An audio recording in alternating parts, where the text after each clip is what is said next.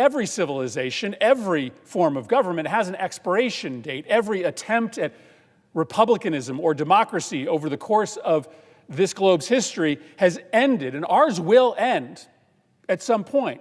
Chris Murphy alarms the nation, but here's the question no one is asking. Is this really about defending democracy or about redefining it to serve power? Before we get into it, hit like and subscribe. If you care about free speech, constitutional limits, and honest debate, this channel is for you. Today, Senator Chris Murphy is warning that democracy itself is at risk, accusing Donald Trump of targeting lawmakers and threatening political opponents. Those are serious allegations, but serious accusations demand serious scrutiny, not panic, not fear, and not political theater. Let's talk about what real constitutional conservatism looks like and why guarding democracy means defending due process, not weaponizing it.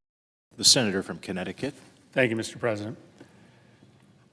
Mr. President, the tendency here in the Senate often when Democrats are lodging a complaint about Donald Trump is for our Republican colleagues to issue an argument of equivalency. Well, Donald Trump did this, but so did Joe Biden. Donald Trump did that, but Joe Biden did this.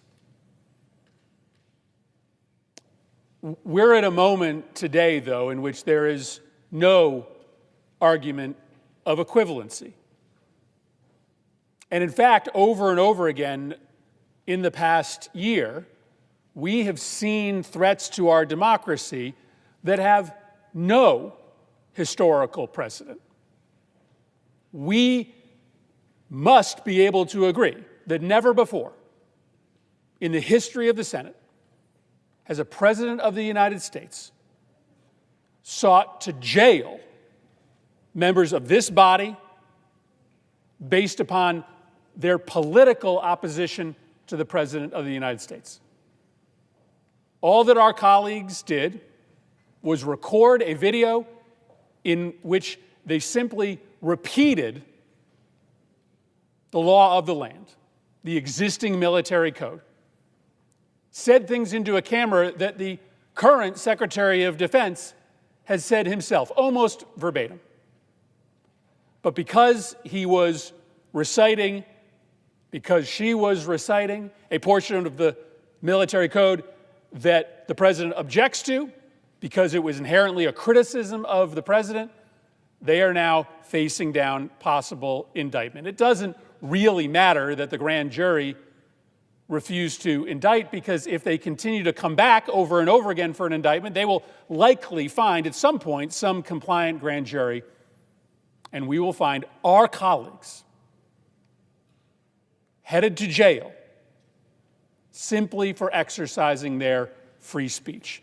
Never before in the history of our country has something like this happened. And I understand that for all of us who have grown up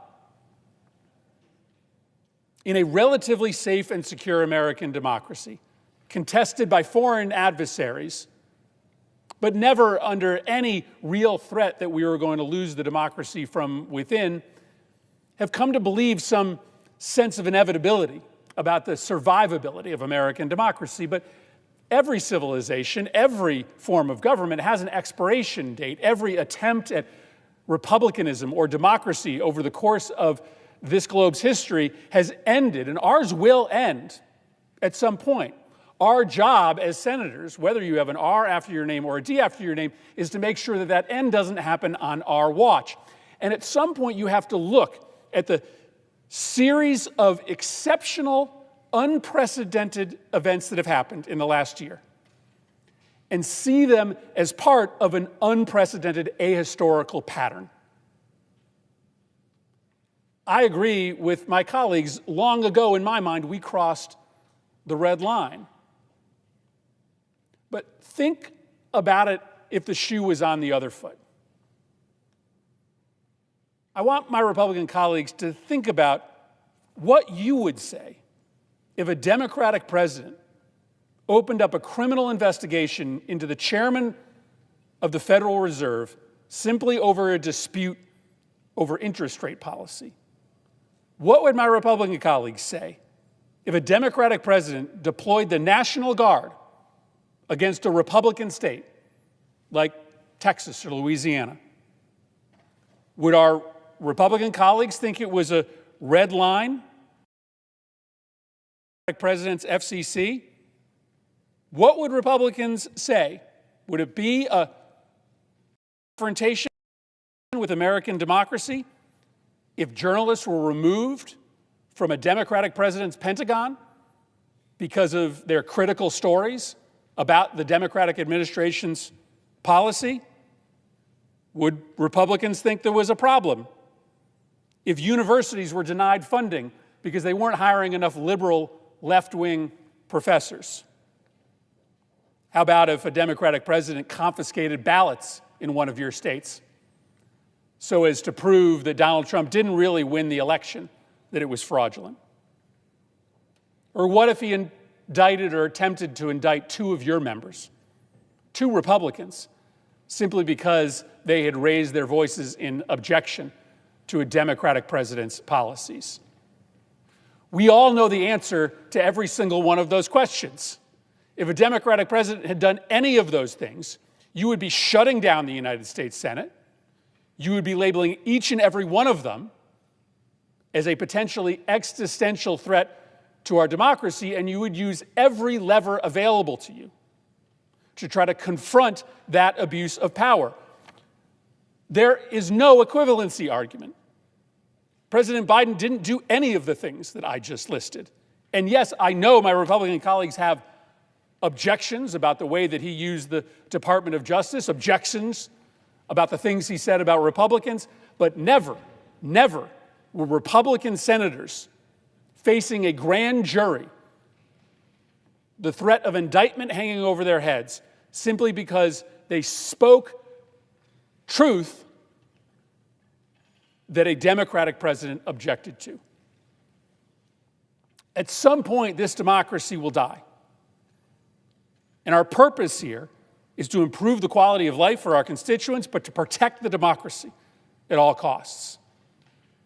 There has to be a bipartisan response to the broad abuses of power, but specifically, right now, to the fact that two of our colleagues are on the verge of being arrested by this president simply based on their political opposition to the president.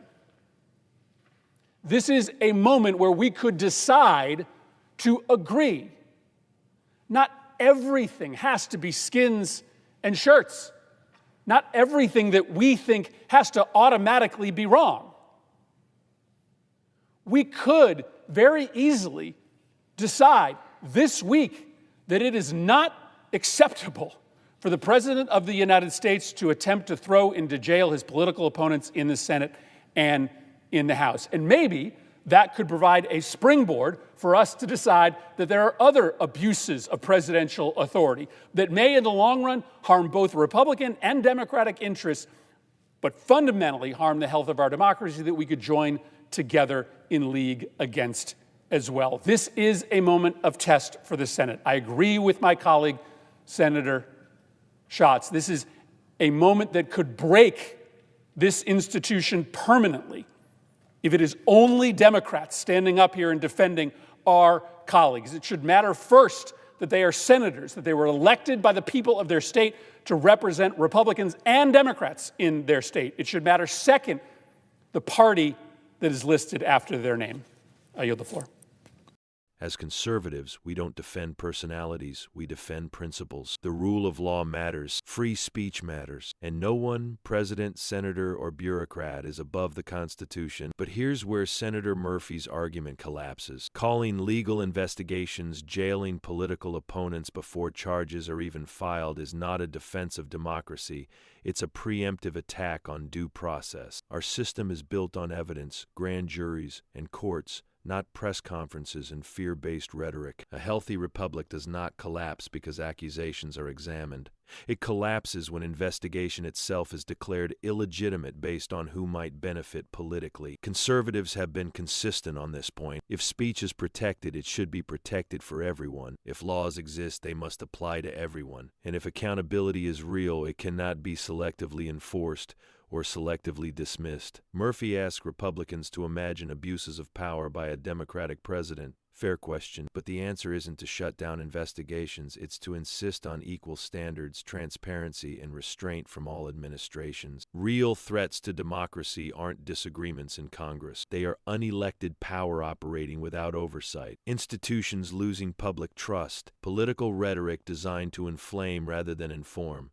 A constitutional republic survives when leaders lower the temperature, respect process, and let facts, not fear, decide outcome. That's not partisan, that's patriotic. If you believe democracy is strongest when the Constitution, not political outrage, sets the rules, like this video and subscribe for grounded, principle-first commentary. Now I want to hear from you. Where is the line between legitimate oversight and political intimidation, and who gets to decide? Drop your thoughts in the comments. And stay tuned, because the next video breaks down how rhetoric like this shapes public trust long after the headlines fade.